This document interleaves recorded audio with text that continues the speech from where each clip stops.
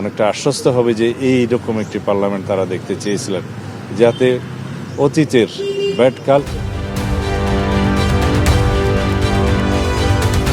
BNP সংসদের খারাপ সংস্কৃতি থেকে বেরিয়ে আসতে চায় বলে জানিয়েছেন দলটির স্থায়ী কমিটির সদস্য ও স্বরাষ্ট্রমন্ত্রী সালাউদ্দিন আহমেদ। শনিবার 7 মার্চ রাজধানীর গুলশানে চেয়ারম্যানের কার্যালয়ে সংসদ সদস্যদের শেষ দিনের প্রশিক্ষণ কর্মশালায় এসে সাংবাদিকদের এই কথা জানান তিনি। স্বরাষ্ট্রমন্ত্রী বলেন, constitution, rules of procedure, customs, convention of the house এসব বিষয় নিয়ে সংসদ সদস্যদের সঙ্গে আলাপ হয়েছে। সেই সঙ্গে বিশ্বের যেসব দেশ শক্তিশালী গণতন্ত্রের চর্চা করে থাকে সেসব দেশের সংসদে চর্চার উপর কথা বলেছি। তিনি আরো বলেন, আশা করি আমাদের ভবিষ্যৎ সংসদ অধিবেশন দেখে জাতি অনেকটা আশ্বস্ত হবে, বলবেন এমন একটি সংসদই তারা দেখতে চেয়েছিলেন। এবং মানুষের যে নেতিবাচক ধারণা সৃষ্টি হয়েছে এগুলো সব মানুষের মন থেকে আমরা মুছে দেবো ইনশাআল্লাহ। আমরা অতীতে সংসদে যেসব নেতিবাচক সৃষ্টি হয়েছে সেগুলো মানুষের মন থেকে আমরা মুছে দেব।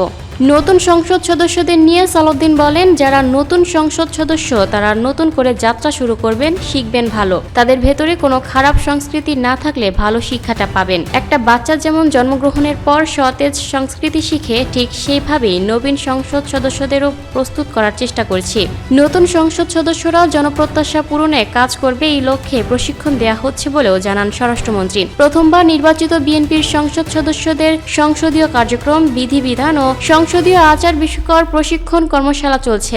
দুদিনের এই কর্মশালার শেষ দিনের কার্যক্রম চলছে।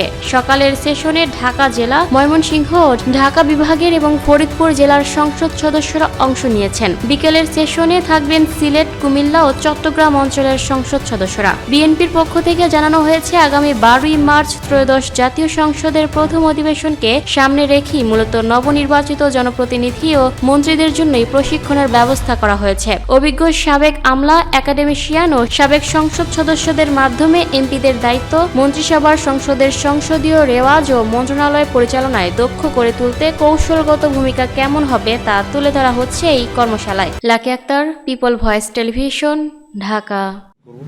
আর জাতির জন্য আমরা বেস্ট কন্ট্রিবিউশন যাতে করতে পারি এই পার্লামেন্টের মধ্য দিয়ে সেই চেষ্টা করছি।